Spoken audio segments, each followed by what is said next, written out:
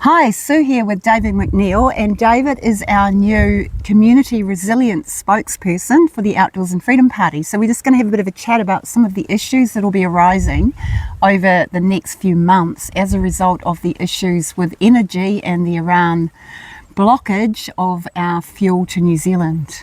So welcome, David. Do you want to give us a bit of a background about your background and your expertise in this?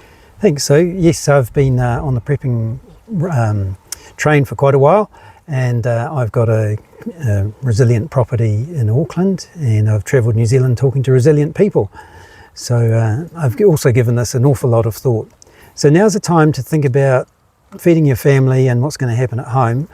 You're going to be spending more time at home because moving about is going to be more expensive. So it's kind of like a return to local family life, community life, village life.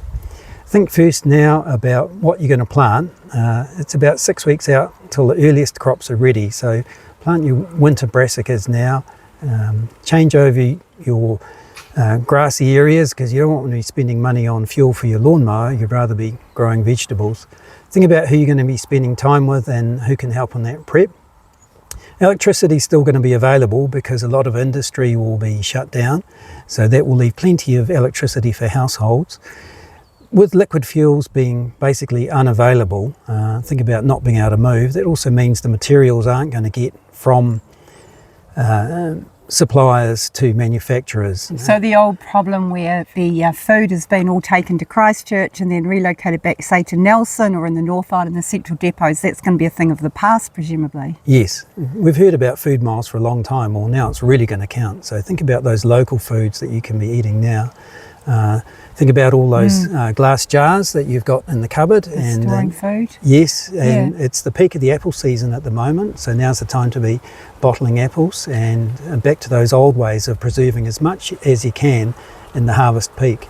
Yeah, there's a lot of communities that we've been working with around New Zealand, and there's all sorts of great strategies that people are doing.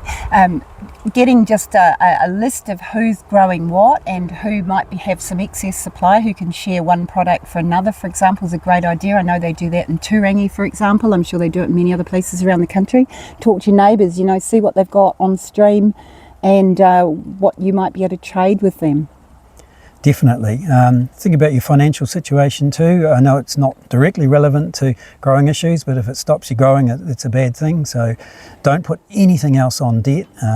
That's the end of debt now, because debt causes a whole heap of problems down the line. Well, we'd like it to be the end of debt. It's not necessarily the end of debt. I mean, This is all depending on what the current government choose to do, as opposed to what they could do if they were to prioritise the people. So we're talking about what's good for the people and what's good for communities, what's good for local people helping each other. So not only the food chain, but also having still a good quality of life. It's going to be some changes, but there's still plenty of really great quality of life things that you can do, even if you can't drive your car or jump in your boat. Think about your compost chain as well. Stop giving away your biomass. So pile up your green waste and let the bugs break it down, and so that it's ready for reuse. You don't have to chip it, that uses fuel. Let the bugs do it. Dung beetles are really strong in New Zealand, some parts of New Zealand. They just haven't spread everywhere yet. So talk to local people and find out where there are dung beetles, because they strengthen soil fertility. So what do? They break down? Yeah, instead of a cowpat sitting there for 2 to 4 weeks, it's only going to last 24 hours when there's dung beetles in the paddock. And it breaks it down to the nutrients so they can go back in the soil and everything can grow. And we can get nice, healthy, thriving soils. That's and nice right. Food. Yeah, healthier soil much quicker. 24 hours, the dung beetles have taken every cowpat and horsepat down into the soil and enriched your fertility. Yeah, so food, water, heat. Collaboration, cooperation, trust, integrity, sharing. Think about who you know who've got a horse community. Because that's going to be essential for transport. Think about supporting your local farmers market, because that's going to be the real place where things happen. Yeah, local people trading. Okay, well look, that's a great start for now. Thank you so much. And You're what welcome. we'll do is we'll do some updates and we'll pull together some more ideas, but we just wanted everyone to realise that although there's a lot of challenges ahead, there's also a whole lot of people that have been thinking about what we can do in that situation. So it's not all bad news. Indeed. Thanks everyone.